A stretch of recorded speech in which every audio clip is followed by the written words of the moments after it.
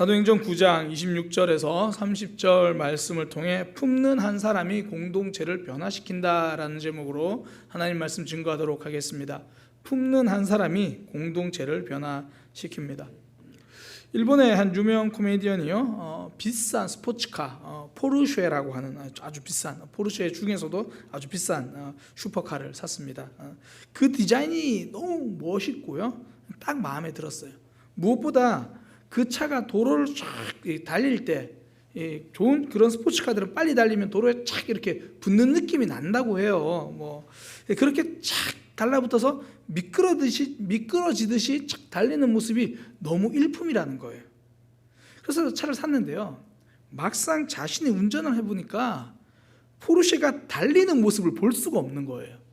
본인은 그 모습이 너무 멋있고 쫙 이렇게 미끄러지듯이 달리는 모습이 좋아서 차를 샀는데 운전하니까 그걸 못 보는 거죠. 그래가지고 자기 친구에게 차 키를 건네줍니다. 그러면서 내 차인데 네가 좀 운전을 해, 그렇게 시키고요, 택시를 잡아 타고는 그 차를 따라갑니다.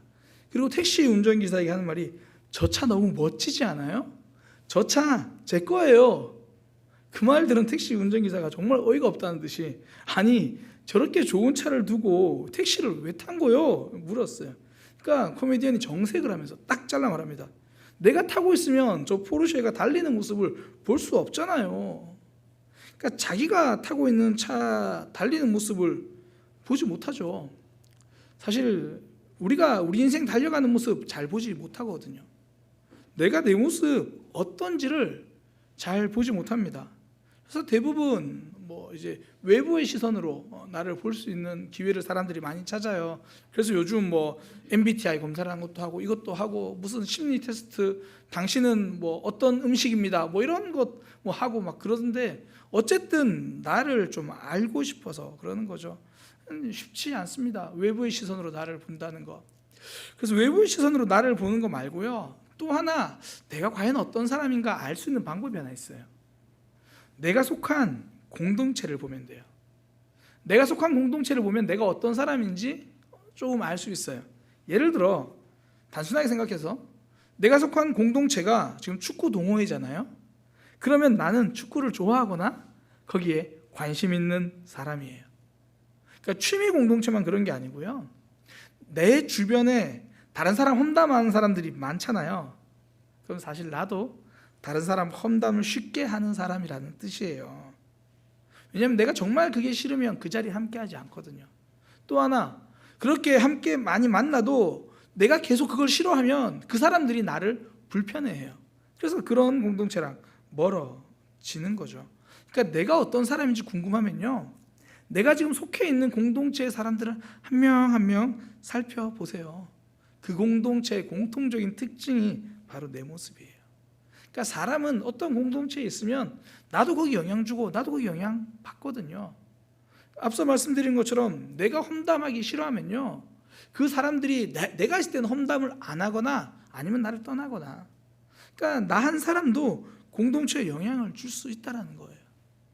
한 사람 때문에 공동체가 갈등 공동체가 될 수도 있고요, 한 사람 때문에 공동체가 화평 공동체가 될 수도 있습니다. 목회자들 중에서도요, 늘 회의 때 손들기를 좋아하시는 분들이 있어요. 이제 우리 침례교단도 1년에 한 번 정기총회라는 게 있거든요. 전국에 있는 목사님들 한 1000명 넘는 목사님들이 모이세요. 그러면 꼭 거기 손들기 좋아하시는 분들이 있어요. 손들고 발언하시는 거예요. 어떤 안건이 있으면 꼭 손들고, 나는 그 안건에 대해서 이렇게 생각한다. 다른 안건이 있으면 또 손들고, 나는 그 안건에 대해서 이렇게 생각한다. 안건뿐 아니라, 이건 절차가 틀린 것 같다, 이건 상황이 틀린 것 같다, 꼭 이런 분들이 있어요. 그런데요, 그런 분들이 목회하시는 교회는 다 그런 건 아니지만 많은 경우 그 교회 안에서도 분쟁이 많기로 소문난 교회예요. 갈등하고 다투기를 좋아하는 사람들과 같이 있으면 늘 갈등하고 분쟁하는 일들이 많아요. 한 사람이 그 공동체에 그런 영향을 주는 거거든요. 김해에 있는 한 교회입니다. 그 교회에 이제 한 목사님이 부임을 해서 갔습니다. 갔더니 여전도의 회의를 이제 어떻게 하나 참석을 해봤어요. 여전도의 안건이 그거예요. 이번에 김장을 앞두고 우리가 강경에서 젓갈을 얼마나 사올 건데 각 가정에서 그 젓갈을 5kg씩 다 이렇게 사 가시면 됩니다. 그리고 이제 젓갈을 파는 이야기를 한참 하더래요. 그런가 보다. 그리고 남성교회 모임이 있길래 참석했습니다. 회의를 내용을 들어보니까 이번에 우리가 키우고 있는 개가 잘 크고 있습니다. 이번 복날에 잡을 수 있을 것 같습니다. 남성교회의 주요 의제가 개 키우는 거고, 여전도의 주요 의제가 그 안에 있는 반찬 싸게 사서 각 가정에 파는 거예요. 목사님이 나중에 물어봤어요. 왜 그러냐니까, 목사님 그렇게 해야 그 돈 가지고 목사님 생신 때 선물도 해드리고 교회에 일 있을 때 좀 이렇게 협력도 하고 그러는 거죠. 목사님 그렇게 개를 잘 먹여야 복날에 목사님 맛있게 대접해서 힘도 내고 그러시는 거죠. 목사님 그걸 다 없애버린 거예요. 우리가 남성교회면 전도하러 갑시다. 여성교회면 전도하러 갑시다. 그 한 목사님의 그 변화라면 그 교회는 나중에 전도의 소문난 교회가 됩니다. 한 사람이 그 공동체를 바꾼 거예요. 한 사람이 공동체를 변화시킵니다. 오늘 본문에도요, 공동체를 변화시킨 한 사람이 등장합니다. 바나바예요. 이 바나바는 사울을 대하는 예루살렘의 교회의 반응을 변화시켰습니다. 사울이 예수님을 믿고 달라졌거든요. 복음을 전하는 사람이 되었습니다. 그래서 다메섹에서 열심히 복음을 전했는데 더 이상 거기서는 복음을 전하지 못하자 이제 예루살렘으로 가요. 거기서 예루살렘에 있는 제자들과 예수님의 제자들과 성도들과 함께 교제하고 싶어서 갔습니다. 근데 상황은 내 마음과 같지 않거든요. 사울은 좋은 의도로 예루살렘에 갔는데 그의 과거가 발목을 잡는 거예요. 예전에 사울은 예루살렘에 있을 때 스데반 집사님이 순교 당할 때 좋다고 박수 쳤던 사람이거든요. 예수님 믿는 사람을 괴롭혔던 사람이거든요.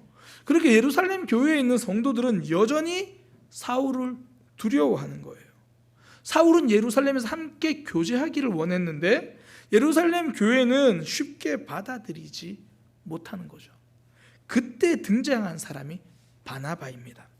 사울을 데리고 사도들에게 가서 이 사울이 어떻게 변했는지 소개해주고 설명해줍니다. 나 대신에 누가 나에 대해서 잘 설명해 준다는 것 굉장히 고마운 일입니다. 특별히 내 입으로 다 하지 못하는 말들이 있을 때 누군가 옆에서 설명해 주면요, 그거 되게 고마워요. 제가 이제 학교 다닐 때입니다. 제 기억으로 중학교 때인가 그런 기억인데요. 아침 학교를 도착했는데 몸에 좀 열이 많고 되게 힘든 거예요. 몸살기. 저희가 학교 다닐 때에도 그렇게 몸살기가 있어도 학교 생활을 조금도 지장 없어요. 양호실 이런 거 사실 그런 개념이, 양호실은 있었지만 양호실에 간다 이런 개념이 잘 없었습니다. 요즘 보건실이라 그러나요? 그래서 그냥 이제 좀 아프다고 옆에 짝지한테 말하고 좀 엎드려 있었어요. 그래서 선생님이 조회하러 오시면 깨워줘. 그리고 엎드려 있었는데 그리고 잠시 잠이 들었어요. 그리고 나서 자고 일어나 보니까 4교시인 거예요. 알고 보니까 선생님 오시면 깨워준 게 아니라 선생님께 설명을 해줬더라고요. 그 친구가 아침에 명수가 학교 왔는데 영 지금 너무 안 좋아 보입니다. 설명을 한참 해주니까 고맙게도 그 선생님이 이해를 해주셨어요. 그러니까 저도 나중에 깨니까 고맙더라고요. 먼저는 수업을 안 해서 고마웠고 또 잘 잘 수 있어서 고마웠고, 아픈데 사실 그런 것들 참 고맙더라고요. 누군가 내 상황을 설명해 주면 참 고맙습니다. 지금 사울에게 바나바는 그런 사람이었어요. 다른 사람 앞에서 나에 대해서 잘 설명해 주는 사람이죠. 그 결과 예루살렘 교회가요, 사울을 받아들여 줍니다. 사울을 대하는 태도가 달라져요. 처음에는 두려워서 배척했던 공동체가 나중에는 사울을 도와주고 살려주는 공동체가 돼요. 그러니까 배척했던 공동체가 배려하는 공동체가 되는 거죠. 사울을 품어준 바나바 한 사람 때문에 공동체가 달라졌습니다. 품는 한 사람 때문에 공동체가 변화된 거예요. 한 사람이 품으면요, 공동체가 많이 달라집니다. 우리나라도 역사적으로 이걸 증명한 분이 세종대왕이잖아요. 세종대왕 때 유독 많은 발명품이 개발되었죠. 아마 이 이야기는 우리가 너무나 잘 알 거예요. 신분의 장벽을 넘어서 품어준 세종대왕 때문이죠. 우리가 잘 아는 조선시대 최고의 발명가 장영실, 그 사람이 이 관노 출신이거든요. 관노를 하면 노비입니다. 노비인데 개인의 노비가 아니라 이 나라의 관에 속한 노비. 그런데 그런 장영실을 세종대왕이 품어서요, 종삼품의 벼슬까지 할 수 있게 해줬습니다. 사실 장영실만 그런 게 아니에요. 당시에 박자천이라는 사람도 있었는데요, 세종대왕은 이 사람을 굉장히 무겁게 썼습니다. 그의 출신도 양반이 아니었거든요. 그런데 오늘날로 말하면 우리 국토교통부 장관 그 정도 수준까지 올랐던 사람입니다. 그 신분을 초월해서 품어준 그 세종대왕 한 사람 때문에 신분제 사회 조선 그 내각의 분위기가 바뀌는 거죠. 예수님 당시에는요, 바리새인들이 유대교를 이끌고 갔거든요. 근데 그들이 만든 분위기는요, 종교적 잣대로 사람들을 재단하고 정죄하는 분위기로 만들었어요. 그러니까 그 공동체가 하나님을 바라보기보단 사람들 눈치 보면서 사는 거죠.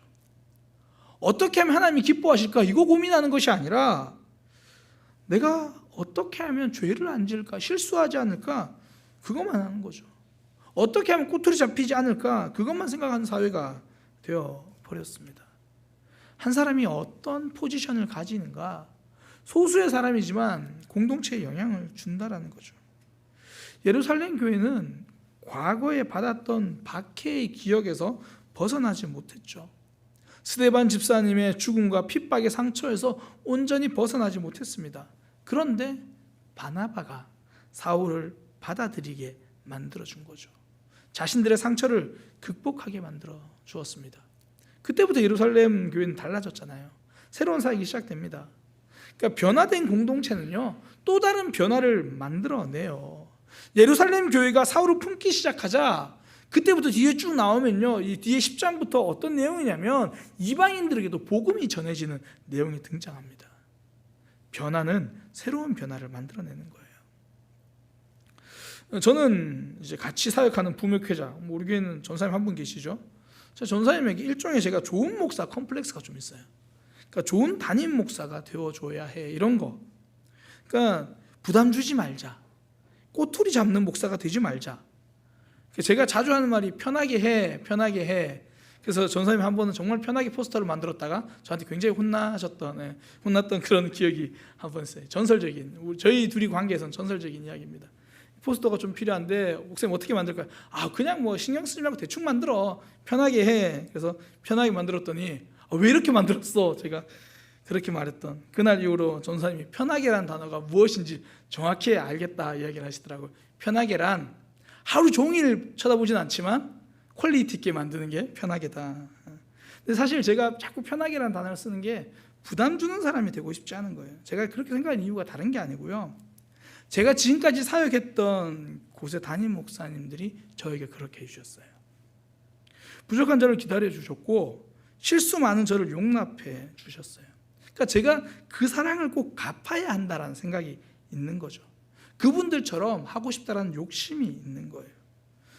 전사님은 못 느끼시겠지만 전 늘 좋은 담임 목사가 되려고 노력합니다. 저를 품어주신 그분들 때문에 저도 또 다른 사람을 품는 그런 좋은 공동체에 있으면 좋은 사람 만들어낼 수 있는 거죠. 축구 이야기인데요, 프랑스 대표팀이 굉장히 축구를 잘합니다. 그런데 상대적으로 프랑스 리그 축구는 그렇게 뛰어난 리그는 아니에요. 그 이유를 저는 2006년도 독일 월드컵 결승전에서 좀 볼 수 있었어요. 2006년도 독일 월드컵 결승전이 프랑스와 이탈리아가 결승전에서 붙었습니다. 그때 당시 프랑스의 주장이던 지네디 지단이 한 골을 넣었고요, 나중에 이탈리아가 만회골 넣어서 1대1이 됐어요. 승부를 못 가리고 연장전까지 갔습니다. 그때 지단이 상대 선수의 도발적인 말에 화를 참지 못하고 상대방에게 헤딩을 해버려요. 상대방 몸에다가, 그러니까 박치기를 해버리는 거죠. 그래서 지단이 퇴장당해요. 당시 세계 최고 선수라고 알려진 지단이 퇴장당하자 결국 프랑스가 지게 됩니다. 이후 프랑스의 반응은 어땠을까요? 우리나라라면 지단은 공항에서 내리지도 못할 거예요. 내리자마자 달걀 세례 받았을지 모르겠습니다.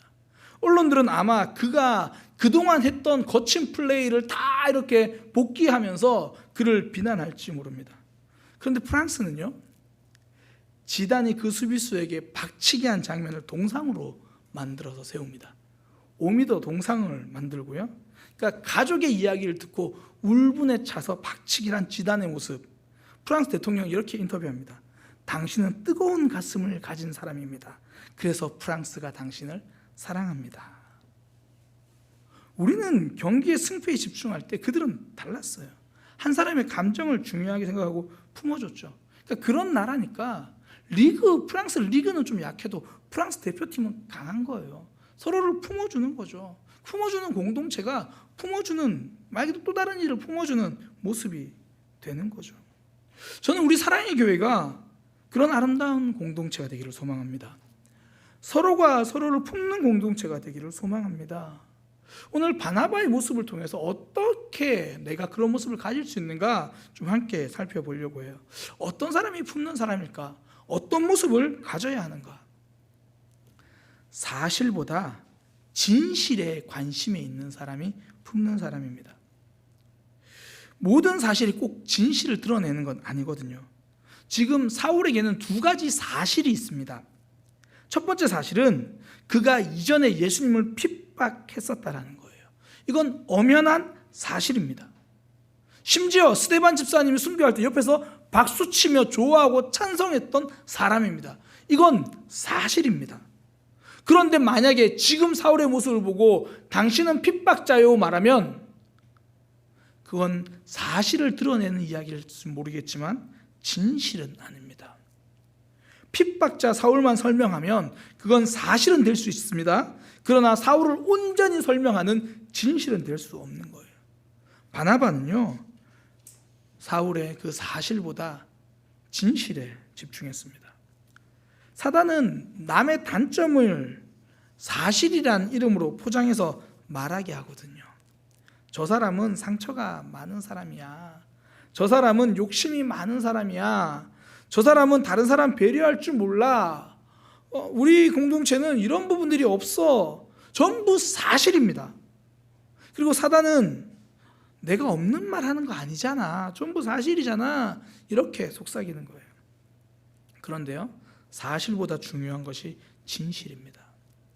여기서 말하는 진실이란 남들이 모르는 또 다른 모습을 이야기하는 게 아니라 하나님의 계획과 하나님의 일하심을 이야기하는 거예요.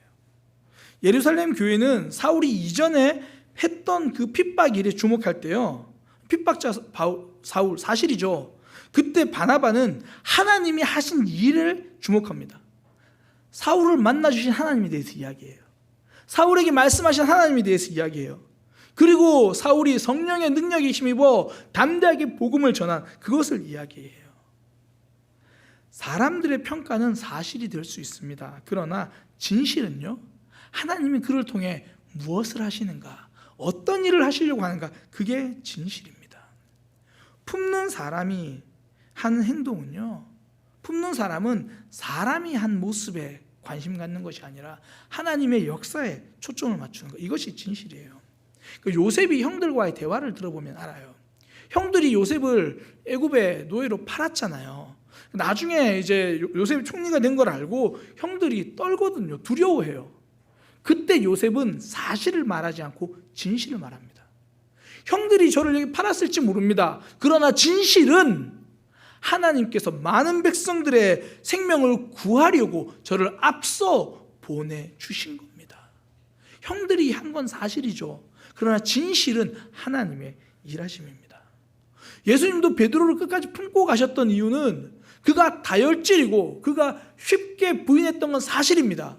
그러나 하나님이 그를 초대교회 지도자라고 세우시겠다고 계획하시고 시몬을 베드로라고 말씀하신 건 진실입니다. 하나님의 일하심이 진실입니다. 우리 삶을 봐도 그렇잖아요. 사실 2020년 우리의 모습을 보면 넘어짐의 연속입니다. 그럼에도 불구하고 우리가 이 시간 예배할 수 있는 것은 우리를 붙들고 계신 하나님, 그 은혜가 진실입니다. 그 그걸 보고 가는 것, 이게 바로 품는 사람인 거죠. 시드니 셀던은요, 미국의 추리 소설의 작가의 거장입니다. 그가 88세 나이에 또 다른 나라는 자서전을 출간했는데요, 그러면서 그는 그 자서전을 이렇게 말해요. 나의 삶도 참 롤러코스터 같았고 스릴 만점의 삶이었다. 어떨 때는 여기서 끝났구나라는 생각이 들었는데 뒤돌아보니까 참 괜찮은 삶을 살 수 있었다, 이런 식으로 이야기를 해요. 그러면서 이야기 끝에 이렇게 말합니다.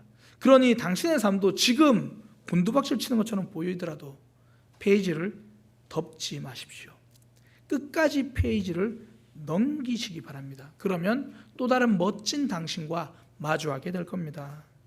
저는 이걸 이렇게 말씀드리고 싶어요. 다른 사람이라는 책을, 그 사람 인생이라는 책을 내 눈으로 보고 끝났다고 덮지 마십시오. 저 사람 안 된다고 그냥 이제 책꽂이에 꼽아두지 마십시오.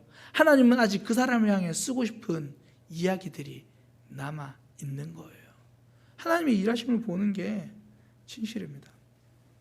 제가 부산교회에서 처음 학생회 전도사를 맡았을 때 일인데요, 당시 고등학교 1학년 남학생이 한 명 있었습니다. 늘 까불까불거리고 본인은 나름 열심히 한다고 하지만 제 성에는 차지 않아요. 오히려 이제 고등학생이니까 임원단들이랑 자기들 노는 일에 빠져가지고 후배들과 전체 학생들을 잘 돌보지 못하는 모습이 좀 답답하더라고요. 근데 또 본인들은 굉장히 학생회를 위해서 열심히 하는 줄 알아요. 근데 대부분 자기들 놀겠다고 프로그램 만들고 학생회를 위해서 만들었습니다. 그러니까 제 눈에는 성에 차지 않았어요. 그런데요, 그 친구를 보는 제 눈이 달라지기 시작했습니다. 그 친구가 졸업하고 나서 청년이 되고 나서 군대를 갔는데, 군 생활하는 이야기를 듣다 보니까 하나님이 저 친구의 삶을 만지고 계시는구나, 그걸 알게 된 거예요. 그걸 아니까 그 친구는 조금도 안 달라졌는데 그 친구를 보는 제 눈이 달라지는 거예요. 품는 마음을 가지게 된 거죠. 그 친구가 휴가 나왔을 때 제가 이런저런 이야기를 했어요. 나중에 그 친구가 그런 얘기를 했다고 그러더라고요. 박명수 목사님이 달라지셨어. 사실 그 친구를 보는 제 눈이 달라진 거죠. 그래서 하나님께서 그 삶 속에서 일하시는 걸 보게 된 거죠. 그래서 신학교 가더니 이번에 굉장히 훌륭한 교회 사역하러 가거든요. 하나님께서 그 삶을 붙들고 계신 거, 그걸 보는 게 진실입니다. 성진이 사역 잘할 거예요. 그러니까 지금 내 눈에 보이는 모습으로 보지 않기 원합니다. 하나님이 보시는 모습으로 볼 수 있기를 소망합니다. 그러면 품을 수 있고요, 최소한 내 마음이 좁아서 품지 못하면 기다릴 수는 있습니다. 하나님의 일하심을 보는 거거든요. 그때 품는 사람이 되는 겁니다. 두 번째는 이 바나바의 모습을 통해서 볼 수 있는 게요, 그는 공동체를 변화시킬 수 있을 만한 영향력, 아름다운 발자취가 영향력으로 있었던 사람입니다. 그러니까 멋진 삶이 공동체를 변화시킬 수 있는 영향력이 된 거거든요. 바나바가 이제 예루살렘 교회에 사울을 데리고 와서 설명하잖아요. 그 예루살렘 교회가 쉽게 받아들일 수 있는 이유가 사울을 데려간 사람이 바나바였기 때문이에요.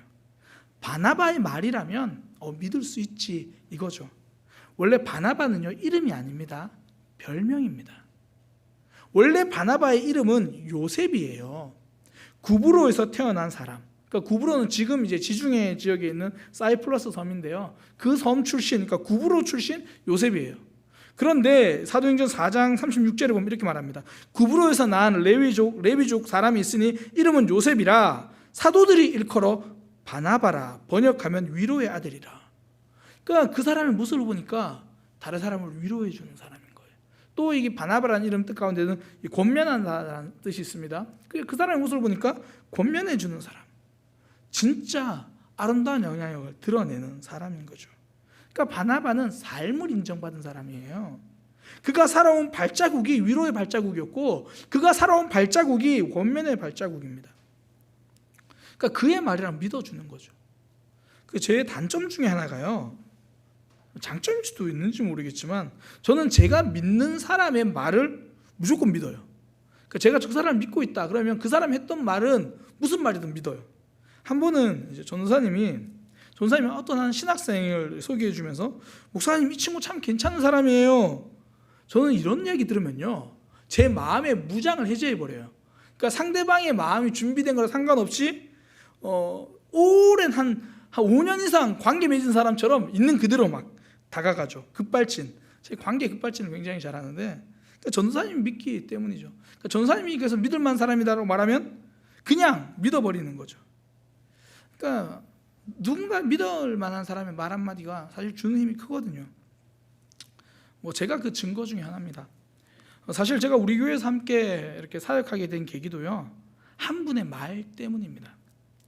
뭐 사실 이제 전임 김태우 목사님이 갑자기 사임하시게 되시면서 이제 후임 목회자 청빙 때문에 교회가 적지 않게 당황했었다라는 얘기를 제가 들었어요. 그러니까 그 가운데서 뭐 후임 목회자 후보를 선정하는 가운데서 다는지는 모르겠지만 그 중에서 어떤 분들은 이제 추천을 통해서 받으셨다라는 이야기를 제가 알게 됐거든요. 처음에 이제 김태우 목사님께 다른 분을 이제 추천 받으셨는데 그분을 잘 아는 다른 목사님에게 다시 전화를 거신 거예요. 전화를 거셔가지고 여차여차해서 제가 후임 목회자를 청빙해야 한다라고 상황을 설명드리니까 그 전화를 받으신 분이 그 자리에서 저와 제 아내를 추천하셨다고 해요. 그러니까 제가 알고 있는 젊은 목회자 부부가 있는데 그 사람 이력서 한번 받아보세요. 그 김종석 목사님도 아마 저희의 모습을 사실 그대로 보신 게 아니라 진실로 보신 거겠죠. 그리고 김태우 목사님은 김종석 목사님의 말이라면, 추천이라면 믿을만 하겠지 이렇게 오해해 주셔가지고 이렇게 우리가 함께 사역하게 됐습니다. 그러니까 믿을 만한 사람의 발자취는요, 힘이 있는 거예요. 그 사람이 공동체를 함께 품자고 말하고 늘 다른 사람을 품었던 사람의 그 말 한마디가 품는 공동체를 만드는 거거든요. 그러니까 믿을 만한 발자취라는 게 다른 게 아니고요, 말씀대로 살아가는 발자취예요. 이 바나바라는 이 뜻, 이 단어, 위로라는 단어는요, 우리가 요한복음에 나오는 보혜사라고 하는 성령님을 소개할 때 쓰는 단어와 같은 단어예요. 그러니까 바나바, 이게 사실 성령님을 뜻하는 보혜사랑 같은 단어를 써요. 그러니까 초대교회 성도들은 바나바의 모습 속에서 성령 하나님의 사역을 본 거예요. 한마디로 바나바의 삶은요, 하나님이 드러나는 삶이에요. 예수님을 닮은 삶이죠. 말씀대로 살아가는 삶입니다. 사실 우리가 이런 말씀 들으면 설교하는 저도 좀 부담스러워요. 사실 발자국이란 단어는 결코 쉬운 말이 아니거든요. 그러니까 내 의지와 상관없이 남겨지는 게 발자국이잖아요. 하루를 시작하면서 새로운 다짐을 하죠. 근데 하루를 마치며 새로운 후회가 한 가지 더해지죠. 좋은 모습으로 우리는 한 해를 살고 싶었는데 안타까운 모습으로 한 해를 마무리할 때가 많잖아요. 그러니까 발자국에 자신이 없어요. 뭐 저는 한 해까지 말고 항상 저는 일주일 단위로 다짐을 하거든요. 그리고 일주일 단위로 후회를 합니다. 다음 주는 이렇게 살지 말아야지. 그러니까 제가 걸어온 발자국이 별로 마음에 들지 않아요. 영향력 있는 삶은커녕 영양가 없는 말만 잔뜩 늘어놓고 살아갈 때가 많아요. 그래서 한 해를 이렇게 마무리하면 후회될 때가 많습니다. 그런데 그 후회 중에서도 감사할 수 있는 이유는요, 하나님이 저를 붙들어 주시기 때문이에요. 우리의 삶이 사실 바나바이지 못할 때가 많잖아요. 그러나 하나님은 우리를 인도해 주시거든요. 우리는 바나바 같지 못하지만 보혜사 성령님은 우리를 붙들어 주시거든요. 우리가 만나는 사람도 붙들어 주시거든요. 그러니까 우리의 결심은 신뢰할 만하지 못합니다. 우리의 행동, 발자국 아름답지 못합니다. 근데 비록 잘못 찍힌 발자국이지만 하나님과 함께 찍은 발자국이기 때문에 우리는 또 한 해를 살아가는 거죠. 그분의 인도하심을 믿으면 조금은 덜 삐뚤빼뚤하지 않을까, 삐뚤빼뚤해도 그래도 하나님 앞으로 가지 않을까, 그거 기대하는 거죠. 2020년 우리는 다양한 발자국을 남기면서 여기까지 왔습니다. 그리고 이제 2021년이 우리에게 주어졌습니다. 저는 2021년을 생각하면 그런 생각이 들어요. 아직 누구도 밟아보지 않은 하얀 눈밭, 새롭게 발자국을 남길 수 있습니다. 좀 흐트러질 수는 있지만 2021년은 한 번 더 위로하는 발자국, 한 번 더 품어주는 발자국, 한 번 더 말씀대로 살아가는 발자국을 찍을 수 있는 거예요. 2020년도 발자국에 너무 연연하지 마시고, 지금까지 얼마를 살아왔던 그 발자국에 연연하지 마시고, 새하얗게 우리를 기다리고 있는 2021년에 아름다운 발자국을 찍었으면 좋겠습니다. 이문재라는 분이 쓴 시인데요, 제목이 어떤 경우입니다. 어떤 경우에는 내가 이 세상 앞에서 그저 한 사람에 불과하지만, 어떤 경우에는 내가 어느 한 사람에게 세상 전부가 될 수 있다. 어떤 경우에도 우리는 한 사람이고 한 세상이다. 우리가 누군가를 품어주면 그 사람에게 한 세상이 될 수도 있고요, 우리가 바로 하나님의 사랑을 흘려보내는 통로가 될 수 있는 거죠. 사실 우리가 그 품어주는 사람 때문에 여기 왔잖아요. 그 품어주고 기다려주는 사람 때문에 지금 예배하게 되는 거잖아요. 우리 이 시간 찬양을 할 텐데 우리 다 하진 않고요, 우리 찬양 들으면서 지금까지 나를 품어줬던 사람들을 좀 기억하고 감사하는 시간이었으면 좋겠어요. 아, 나를 이렇게 사랑해준 사람들이 있었구나.